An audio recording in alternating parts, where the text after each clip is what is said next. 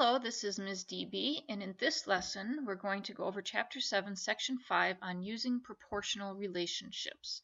Our objectives are to use ratios to make indirect measurements and to use scale drawings to solve problems.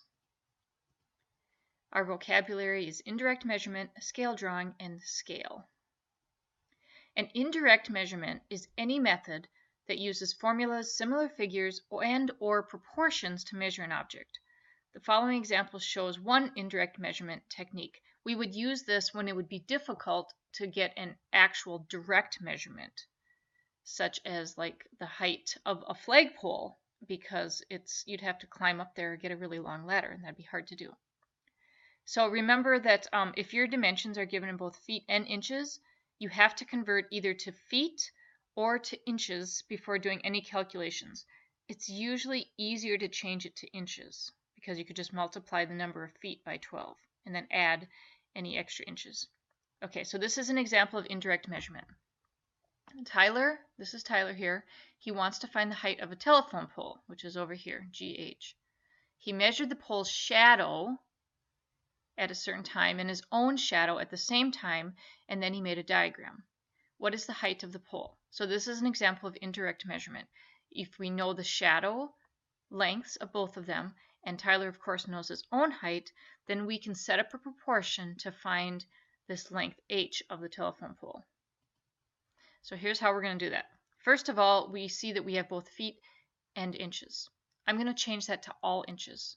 So remember, you're just going to multiply 7 by 12 plus 8, that'll be all inches. 5 times 12 plus 9 will be Tyler's height in inches. And then I'll also do 38 times 12 plus 4 to get this length here. And you can even like redraw that or label that on our picture, which I'm going to do now. So this one here would be 92 inches, and Tyler's height would be 69 inches. That's inches symbol. And then this long one here is 460 inches. All right, now that we've changed everything into inches, we can set up a proportion.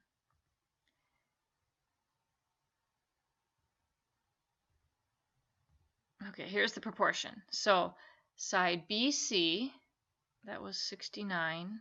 Oh shoot, I don't have my numbers here anymore. And let's see, this one was 92, and this one was 460.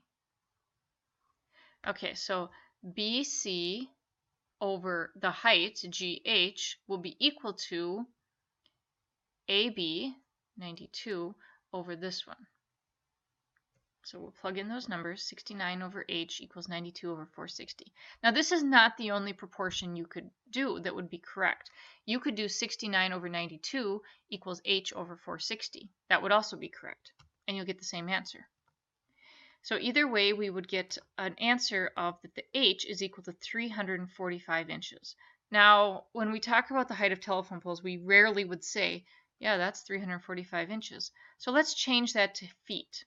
In order to change to feet, you take your 345 and you divide it by 12. I do not want the decimal, so I'm going to do it the old-fashioned way. That would be 2 times 12 is 24, and subtract. And that would give me a 10, and I bring down the 5. So now I have to take 12 into 105. And let's see, 12 times 10 is 120, 10 times 9, 10 times 8. Or I mean 12. 12 times 8. I think will work. So 8 times 2 is 16, 96, and then I subtract, and I get 9, remainder of 9. This is my inches. This is my feet. This is my inches. The remainder is how many inches you would have.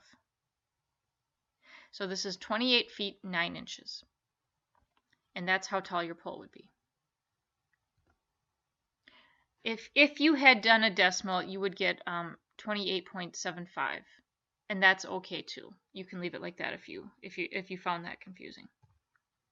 All right, a scale drawing is just when you have a picture that shows an object as smaller than or larger than its actual size.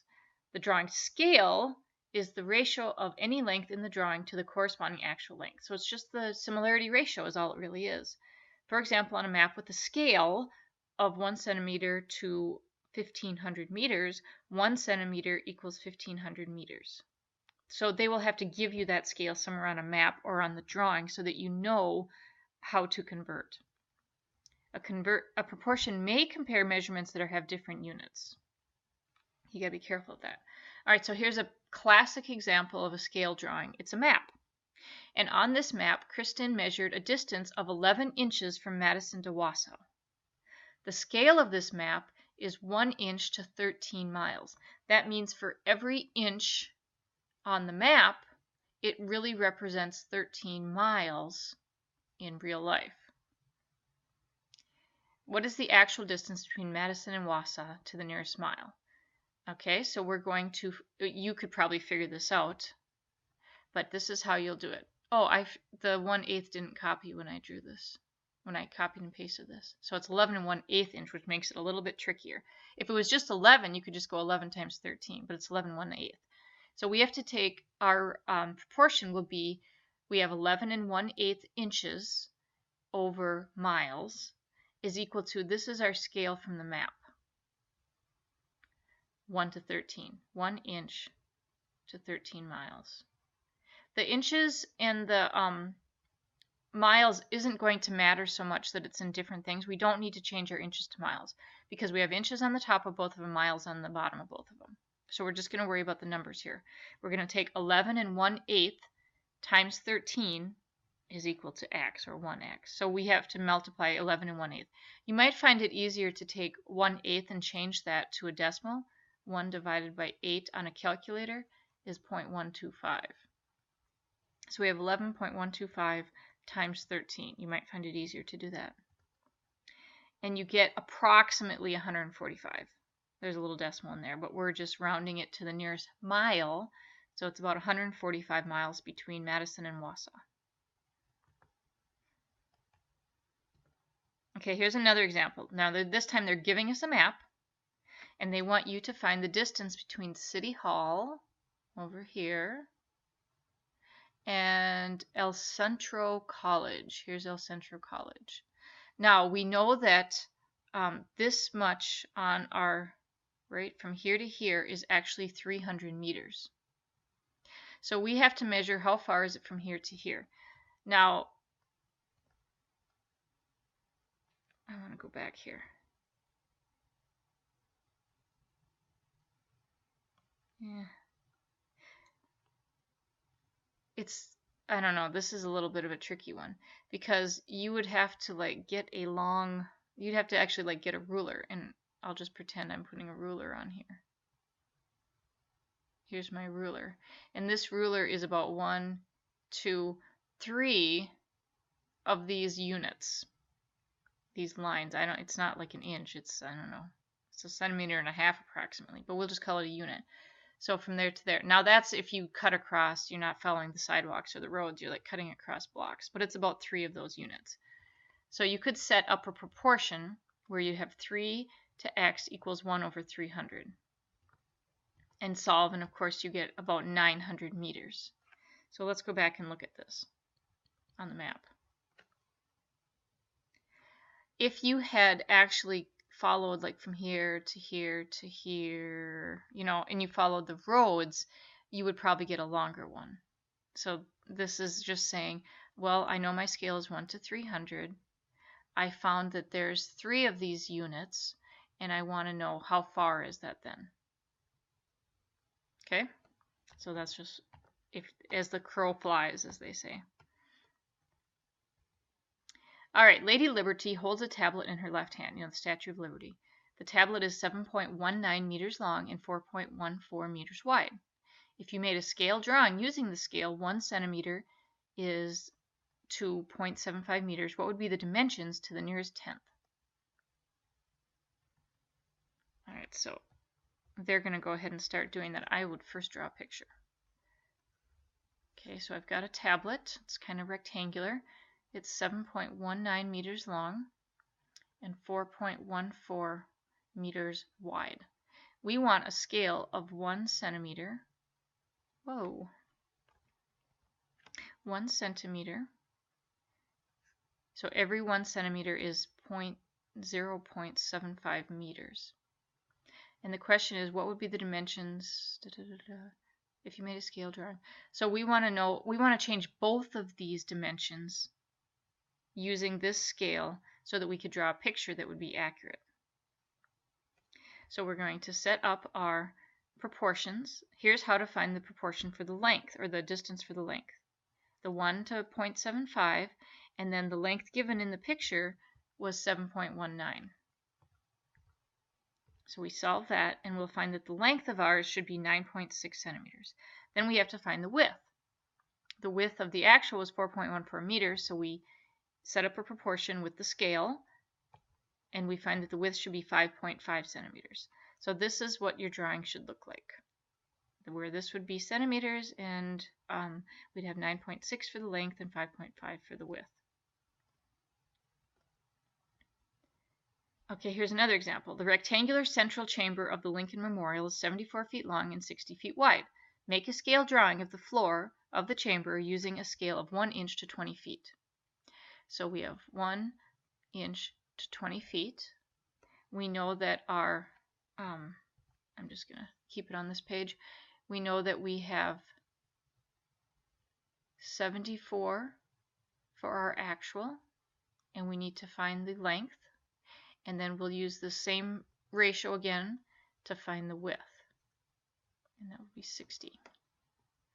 So cross products, we would get 74 times 1 is 74 equals 20L. Whoa, that's okay, I'll stay on this page. And that would give us 3.7 inches for our length. And then for our width, we would have 20W equals 60, or that's 3 inches. And then if it says you're not going to have to make a scale drawing on your assignment. It's too hard to do in the online world. But then your rectangle, we would label our rectangle as 3 inches and 3.7 inches. But you will have to label them. You just won't have to actually draw these to scale. All right, so here is some ratios here that we have for similarity, perimeter, and area ratios. You already know the first one. The similarity ratio is, one side to the other. So like AB over DE is going to be 5 to 10, which simplifies to 1/2. All of those, if these are two similar triangles, every ratio will of corresponding sides will simplify to the same ratio. Now it turns out, and you looked at a problem showing this, that the perimeter ratio is also going to have the same scale factor, the same similarity ratio as the side lengths. Because really, what is perimeter? It's just adding up all those side lengths. So it makes sense that that would be the same. Area ratio is different. The area of the small triangle here is base times height divided by 2 is 6. Whoops. And the area of this one would be 6 times 8 divided by 2 would be 24.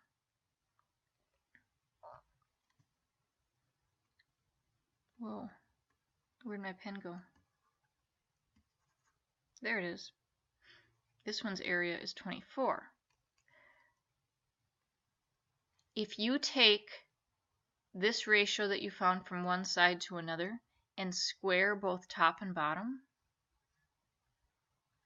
you get 1 to 4. That is the area ratio. So it's not always 1 to 4. You have to take the ratio of the side lengths and square it. That gives you your area ratio. All right, so the similarity ratio of two similar figures is A to B. The ratios of the perimeter is also A to B. The ratio of their areas is A squared over B squared, which is the same as squaring the similarity ratio. Let's see this in action here. Here is our, we are given, I think this is supposed to say similar, that these two triangles are similar.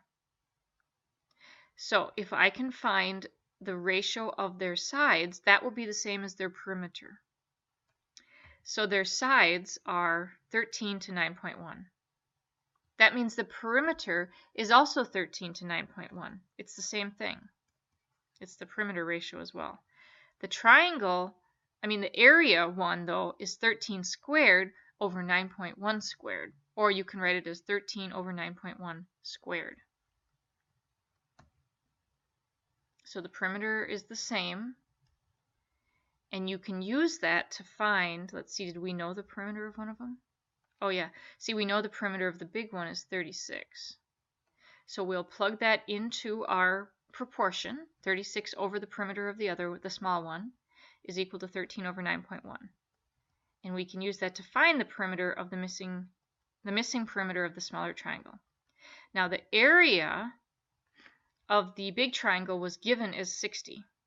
And here's what we would do for the similarity ratio for area. So I'm going to rewrite this a little bit than the way they did it. Where's my pen again?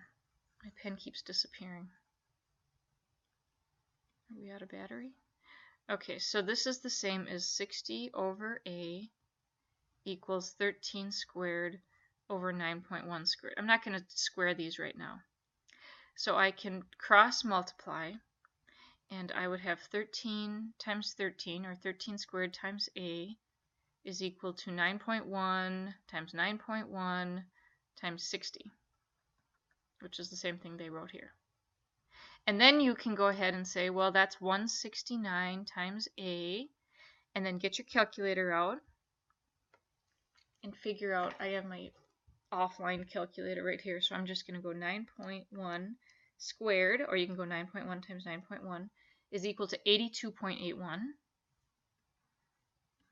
Come on, pen, where'd you go? 82.81, and then that times 60 is equal to 4,968.6. And then to solve, we would have to divide both sides by 169, and I get 29.4. So my area would be 29.4, and I don't remember the units. Was this meters? Centimeters. 29.4 centimeters squared. Remember that when you have area, you put a little squared symbol after your units to show that it's square units. All right, this is just another example going through the same kind of thing. We have two similar triangles. And it might help you to draw a picture of this. Let's say this is triangle ABC, and this is triangle DEF. A, B, C. And it's given that BC is 4, and this is triangle DEF. And EF is 12.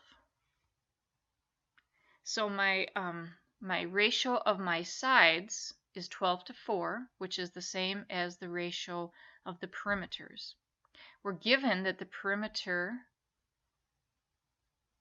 of the larger one, DEF, is 42. So 42 goes on top with the larger side length, perimeter ratio. And then we're looking for this one's P of the smaller one. So we would solve this. And we would get 12P equals 42 times 4. And then you would divide both sides by 12 to get your answer after you take 42 times 4, and you get 14. Then for the area, remember you have to square that ratio of 12 over 4. Now, they don't tell you to do this, but you could simplify 12 over 4. 12 over 4 simplifies to 3. You might find it a lot easier to change your ratio to 3 over 1. So let's do that way. That would be 3 squared over 1 squared, which is really just 9 over 1. So I would have 96 over A equals 9 over 1. You're going to find that a lot easier to do. You'll have 96 equals 9A divide by 9, and you'll get your answer. Now they didn't do that. They left it as squared, and they got an answer of 10 2/3. As long as we get the same thing, that's fine. So I'm going to take 96 divided by 9 and just make sure I get the same thing. 96 divided by 9 is 10.66666, which is 10 2/3. You can either leave it as a decimal or a fraction. Either one is fine.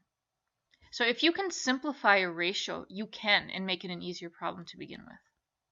I would recommend doing that if you notice that. All right, so that's it for this lesson. There is word problems in here. Do draw a sketch on your own paper. You don't have to attach your sketches to your assignment if you're not asked to. You might have to label parts of a sketch, but you don't have to try to draw in Word unless you want to. Those of you who are printing the worksheets and drawing them in and scanning them in, those ones you can attach a sketch. It's not hard to do with a pencil. But if you have any questions about this, let me know, and do your best. Thanks a lot and have a great day.